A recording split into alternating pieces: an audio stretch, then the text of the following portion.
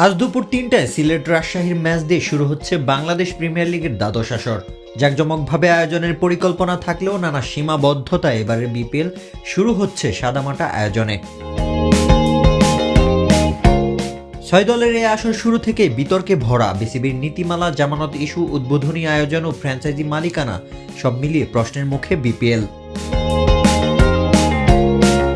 তবে সবচেয়ে অবাককর ঘটনা ঘটে টুর্নামেন্ট শুরুর ঠিক আগের দিনে। আর্থিক সংকট ও ব্যবস্থাপনার ব্যর্থতায় চট্টগ্রাম রয়্যালসের মালিকানা পরিবর্তন হয়, ফলে দল পরিচালনার দায়িত্ব নিতে হয় বাংলাদেশ ক্রিকেট বোর্ডকে। সব বিতর্ক পাশ কাটিয়ে আজ থেকে বিপিএলের দ্বাদশ আসর আয়োজন করছে বিসিবি। সিলেট, চট্টগ্রাম, ঢাকা পরপর এই ৩ ভেন্যুতে ৬ দলের লড়াই চলবে।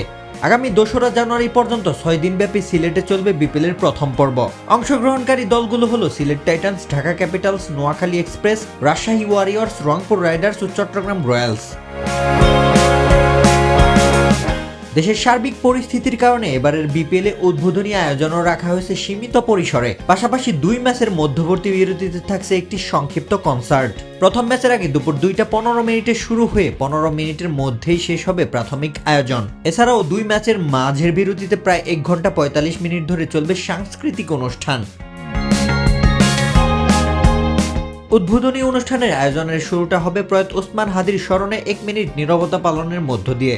নতুন সময়সূচি অনুযায়ী উদ্বোধনী ম্যাচ শুরু হবে ৩টায় সিলেট টাইটান্স বনাম রাজশাহী ওয়ারিয়র্সের। দিনের দ্বিতীয় ম্যাচে সন্ধ্যা ৭টা ৪৫ মিনিটে মুখোমুখি হবে চট্টগ্রাম রয়্যালস বনাম নোয়াখালী এক্সপ্রেস। রোশন মনির, আলটিমেট স্পোর্টস।